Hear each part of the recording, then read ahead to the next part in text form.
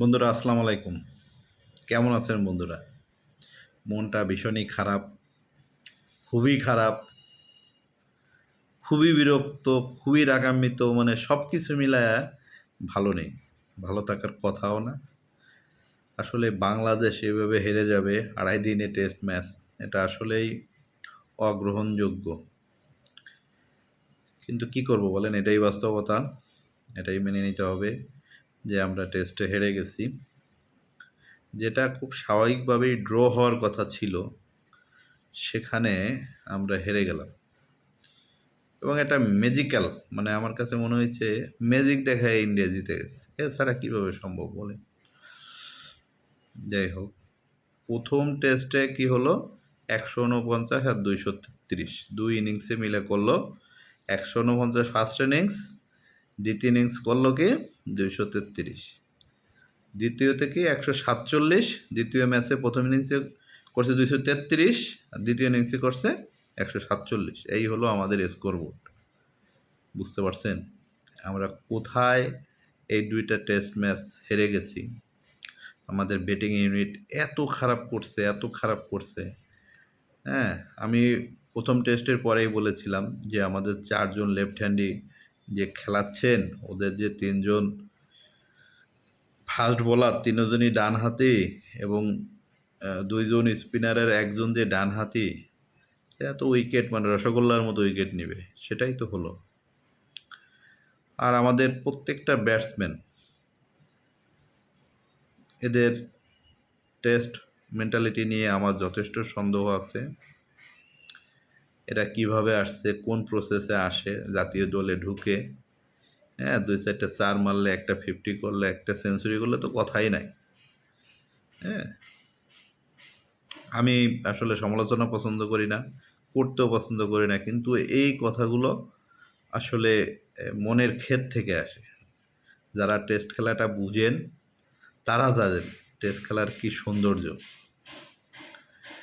Test খেলা হলো ২টা ইনিংস, এবং একটা ইনিংসে যদি আমরা পিছায় থাকি, অন্য ইনিংসে এগিয়ে যাওয়ার সুযোগ থাকে। কিন্তু আপনি যদি প্রতিনিয়ত একই ধরনের ব্যাট করেন, হ্যাঁ, একইভাবে আউট হন, তাহলে এদের দিয়ে আপনি কি করবেন বলেন? আমার কাছে মনে হয় ফারুক সাহেবের এখনই উচিত, আমাদের বোর্ড সভাপতি, যে আগামী ৫ বছরের একটা রূপরেখা দিই, যেখানে টেস্ট, ওয়ানডে এবং টি-20 আলাদা আলাদা দল থাকবে, ভালো দল থাকবে, যারা আমাদের ভালো খেলা উপহার দিবে, যারা আমরা ক্রিকেট বুঝি। আমাদের দর্শকদের এত হতাশ হওয়ার কিছু নাই।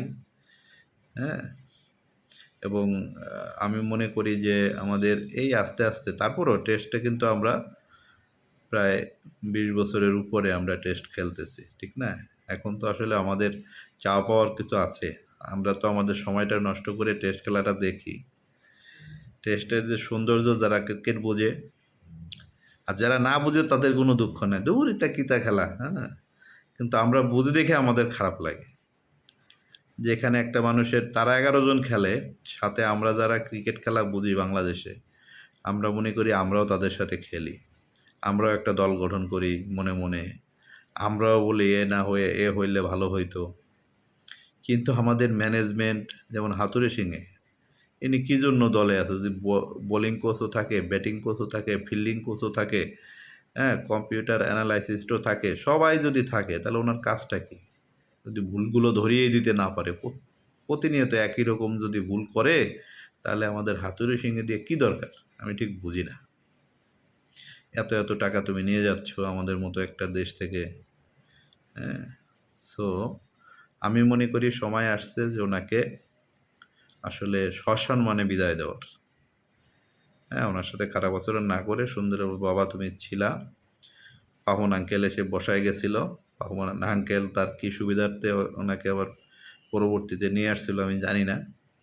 আমাদের দেশীয় কোচ নিয়োগ দিতে হবে, মোহাম্মদ সালাউদ্দিন। আমি ওনাকে বিপিএলের কোচিং প্যানেলে, যখন কুমিল্লা ভিক্টোরিয়ান্সের হয়ে উনি কোচিং করাচ্ছেন, আমি প্রত্যেকটা ওনার ফলো করি। যখন ৩টা ম্যাচ হেরে গেল কুমিল্লা ভিক্টোরিয়ান্স, তখন কিন্তু কি উইন অর উইন, তাদের একমাত্র স্লোগান ছিল জিততেই হবে বা বা জিততেই হবে। তার মানে কি? ক্রিকেটারদের মনের ভিতর তিনি ঢুকিয়ে দিতে পেরেছিলেন যে আমাদের জিততেই হবে। আমাদের পিঠ দেওয়ালে ঠেকে গেছে। এটাই আমাদের ক্রিকেটারদের মধ্যে নিয়ে আসতে হবে। এই জেদটা, কি করলে আমরা আরও বেটার করব? আমার ভুলগুলো কোথায়? আমরা একই রকম ভুল বারে, বারে কেন করতেছি? এগুলোই তো একজন কোচের দায়িত্ব, ধরিয়ে দেওয়া। আমি আমার সমস্যাগুলো বা আমার কথার ভুলগুলো আমি ধরতে পারবো না। কিন্তু আমার আশেপাশে যারা থাকবে তারাই তো ধরিয়ে দেবে। এইজন্যই তো তোমাকে পারিশ্রমিক দেওয়া হয়, এত টাকা পারিশ্রমিক দেওয়া হয়। বাংলাদেশে কোনো সরকারি চাকরিজীবী বা কোনো কারো এত টাকা বেতন নেয়, বৈধ বৈধ পথে কেউ এত টাকা কামাইতে পারবে না। আর আপনাকে আমরা আমাদের করের টাকা এত টাকা দিচ্ছি। তার বিনিময়ে কি পাচ্ছি? ক্রিকেট আগে যে অবস্থায় ছিল, এখনও সেই অবস্থায় আছে। তাহলে আগের কোচটা কি দোষ করছিল? রাসেল ডোমিঙ্গো কি দোষ করছিল? উনি খুব ভদ্র মানুষ ছিলেন। হ্যাঁ? উনি যে খুব খারাপ করছিলেন তা না। আমরা তাকে তাড়ানোর জন্য ব্যস্ত হয়ে গেছি। এরপরে কারে আনলাম? হ্যাঁ? কি বলে? একজন ঘুমন্ত দানবকে জাগিয়ে নিয়ে আসলাম। দানব কি করলো? আমাদের এই ২ বছরে ক্রিকেটটাকে আরও অনেক পিছনের দিকে নিয়ে গেল। আমাদের তামিম ইকবালের ক্যারিয়ারটাকে সংক্ষিপ্ত করে ফেলল। সাকিব এবং তামিমের ভিতরে একটা ঝামেলা বাধিয়ে ফেলল। ঠিক না? মানে এটা হলো রাজা এবং প্রজা। উনি কোচ মানে উনি হলো দলের এমনভাবে করেন মনে হচ্ছে উনি হলো রাজা, আর আমাদের ক্রিকেটাররা যারা ওনার তেল দিতে পারবে, করতে পারবে, তারা ভালো খেলবে। তারাই দলে থাকবে। অন্যদের পিছনে সে লেগে যাবে। যেভাবেই হোক তাকে দল থেকে বাদ দিতে হবে বা তাকে সাইড করতে হবে। এটা যেভাবেই হোক। তো এটা কাম্য না। একজন দলনেতা, আমি মনে করি কোচ ক্যাপ্টেনের পরে আগেই কোচ। কোচকে চিন্তা করতে হবে আমার টিমটা কীভাবে ভালো করবে। আমার প্রত্যেকটা খেলোয়াড়ের টেক কেয়ার করতে হবে। তার শারীরিক কন্ডিশন কী, সে কেমন আছে, তার পারিবারিক কী অবস্থা, হ্যাঁ? মানে ১১ জনকেই আমার নার্সিং করতে হবে। তার ভুলগুলো দেখতে হবে, তার ভুলগুলো ধরিয়ে দিতে হবে। আর ইনি কী করতেছেন? খালি রাজনীতি। কার পেছনে কাকে লাগিয়ে দেওয়া যায়, কে তার বাধ্যগত ছাত্র, তাকে ক্যাপ্টেন্সি দিয়ে দাও, হ্যাঁ? যেমন মেহেদী মিরাজ, গত টি-টোয়েন্টিতে ওনাকে নেওয়া হলো না। কেন নেওয়া হলো না? এটার কোনো ব্যাখ্যা আছে? আমি মনে করি টেস্টে মেহেদী মিরাজকে ক্যাপ্টেন্সি দেওয়া হোক এবং দেখবেন সে খুব ভালো খেলবে। সে একজন ডেডিকেটেড এবং সবসময় দেখবেন হাস্যোজ্জ্বল। হ্যাঁ? সে সবাইকে মাথায় রাখতে পারে। হ্যাঁ, এরকম যদি সে থাকে, তার ভিতর যদি অহংকার না আসে, দেখবেন যে সে টেস্টে ভালো খেলবে। সময়ের দাবি হলো মেহেদী হাসান মিরাজকে জাতীয় দলের অধিনায়ক করা। বিশেষ করে টেস্টে। ঠিক আছে? ওয়ানডেতেও কিন্তু তার ফর্ম ভালো এবং সে ওয়ানডেতেও পারফর্মার। আমি মনে করি ওয়ানডেতেও তাকে অধিনায়ক করা উচিত।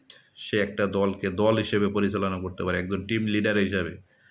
হ্যাঁ? একটা অধিনায়ক হওয়া মানে সে হলো দলের টিম লিডার। সে সবার সুযোগ সুবিধা দেখবে, ছোটোখাটো ভুলগুলো ধরিয়ে দিবে, কোচিং প্যানেলের সাথে আলাপ করবে, হ্যাঁ? যেটা অন্য অন্য দেশে হয়ে থাকে। কিন্তু আমাদের দেশে সব উল্টো। আমরা মানে সামনে এগোইতে না, পিছাইতে পছন্দ করি। কার পিছনে কে লেগে থাকবে, কি করব না করব। আর আমরা যারা সময় নষ্ট করে খেলাটা দেখি, আমাদের সময়ের দাম আছে, ঠিক না? আপনি গেলেন, খেললেন, আপনার যদি দর্শকই না থাকে, আপনার খেলা যদি কেউ নাই দেখে, ঠিক আছে? একসময় টেস্টের দর্শক আপনি খুঁজে পাবেন না, এরকম যদি আপনারা খেলেন। তো আপনাদের এখনই সজাগ হওয়া উচিত, নিজেদের ভুলগুলো নিজেরা শুধরে নেওয়া উচিত, যে ভবিষ্যতে আমরা আসলে কীভাবে ভালো করব, কি করলে ভালো হবে। দরকারে আপনি ব্যাটিং কোচের কাছে যান, হ্যাঁ? দরকারে আপনার পার্সোনাল যে কোচ আছে, যাদের কাছে আপনি আ খেলা শিখে বড় হয়েছেন, তাদের কাছে যান। যে স্যার আমার এখানে সমস্যা হচ্ছে। কিন্তু কথা হলো আপনারা দর্শকদের নিয়ে মশকরা করতে পারেন না। গেলাম, কোনোমতে খোঁচা দিয়ে চলে আসলাম, এটা দর্শক মেনে নেবে না। কারণ তাদেরও সময় নষ্ট হয় আপনাদের খেলা দেখে।